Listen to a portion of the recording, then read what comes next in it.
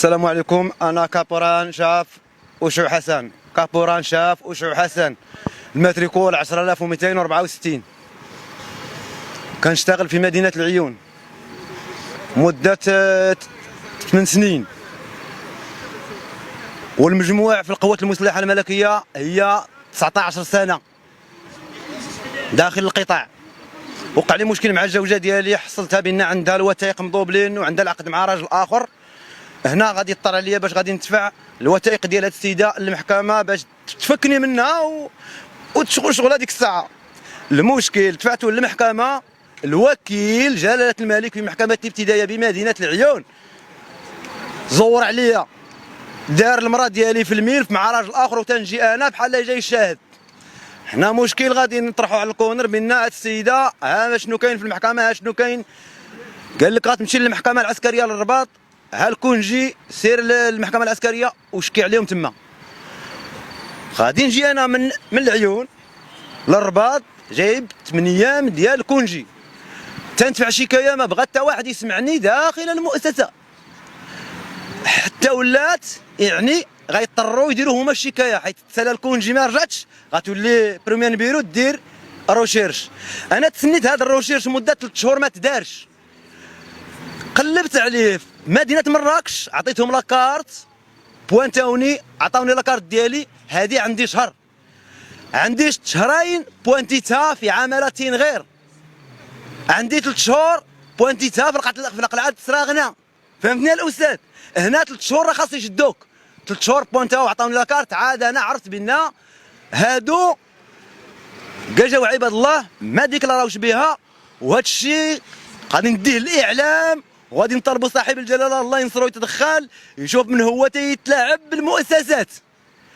فهمت الاستاذ؟ بان 2001 كاع جينا في طروازيام السيكيجي ديال اكادير، شحال من عنصر، 600 عنصر باش كاع جينا. واش هاد 600 كامله ما عندهاش وثائق؟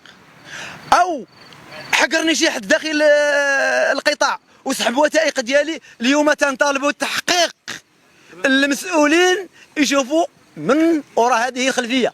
دابا انت اكتشفتي بلي انت خدام ما عندكش وثائق؟ ما عنديش وثائق، واللي كتشوفها اللي عندي ها هما من هنايا اللي تتشوف.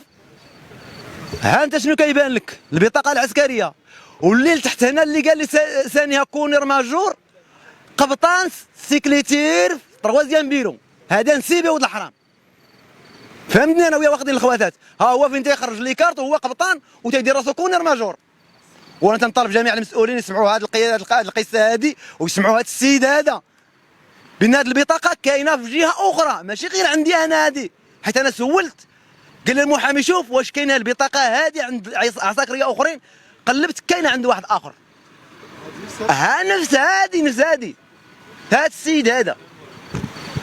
واش فهمت؟ دابا واش هذيك البطاقه ديالك كاينه عند واحد اخر نسخه منها؟ لا، هذا السيد هذا القبطان هذا حيت يدير راسو كونير ماجور، هو عنده كراط قبطان، ولكن في الوثائق هنا اللي كيخرجوا تتخرج السميه ديالو والكراط كبير. فهمتي ولا كيعطي راسو كراط اللي هو ما عندوش. واخا شحال دوزت انت في العسكر؟ انا 19 سنه من 2001 وانا مكاجي في القوات المسلحه الملكيه في طروازيام السيكيجي ديال اكادير. ودابا ولقيتي راسك باش ما عندك حتى ورقه؟ ما عندي حتى ورقه، وحشاوني في عام ديال السجن، خبعوني اللحظه اللي جيت للرباط هنا، خافوا يعوقوا بهم المسؤولين بان راه كاين هنايا عسكر ما مديكلارينش به، قالوا شدوه خبعوه في السجن، خبعوني في السجن. كنتي كتخلص؟ كنت كنتخلص بحال اي عسكري حتى ل 2000. ها كلشي الوراق قلت لك عندي كاملين هنا حتى ل 2019 شهر 3 2019 مازال قلت لك انا خدام. سحبوا الماندا، سحبوا الكونت طيروه طار، وبقى كيدوز لك الخلاص؟ ما بقاش يدوز لا خلاص، الكونت تحبس. هذا هو المشكل اللي كنشوف انا، حيت المحكمه العسكريه اللحظه اللي جيت لهنا باش نقول لهم ودي شوفوا المشكل ديالي، ها شنو وقع ليا مشكل اكثر من اللي جبتو. الكونت تحذف، فهمتني؟ حتى واحد ما بغى يسمعك، حتى وليتي يعني في 3 شهور من مورا الكونجي يعني ديزيرتور.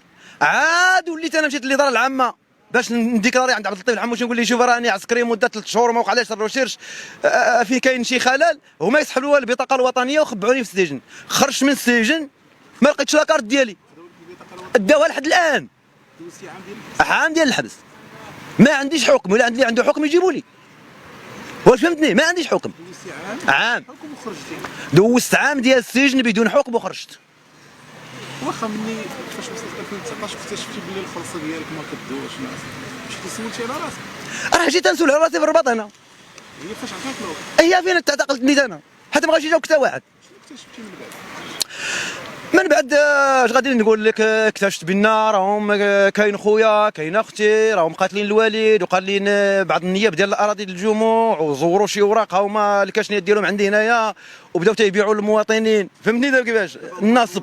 زوروا الوراق داروا لك نسايا بلي ميت. انا ديريكت شهادات الوفاه هي دايرينها، غير زوروا اوراق اخرين بداو تيرونوا. انا اللحظه اللي حصلت هذا الشيء مشيت للرباط باش ندافع على نفسي. لقيت الرباط هنايا تعرضوا لي، اعتقلوني، خبعوني في السجن بمده عام 2020 كامل دوزته في السجن. واش من الحبس؟ ديال العرجات تسلا، العرجات واحد عند المدير عباس. واش فهمت؟ هنا تحقرت اقصى درجه. كيفاش والديك تقتلوا، المراه ديالك عاطينها لواحد مشاركه انت وواحد اخر. واش غادي دير بهذه الحياه؟ دخلت عليك والله ماشي الانتحار اللي خصك تنتحر، اللي كتقدم الوثائق ديالك وتيجريو عليك. واش تكون ديوتي دخلت عليك بالله ترضى بهذه القصه هذه؟ توقع عليك؟ ها؟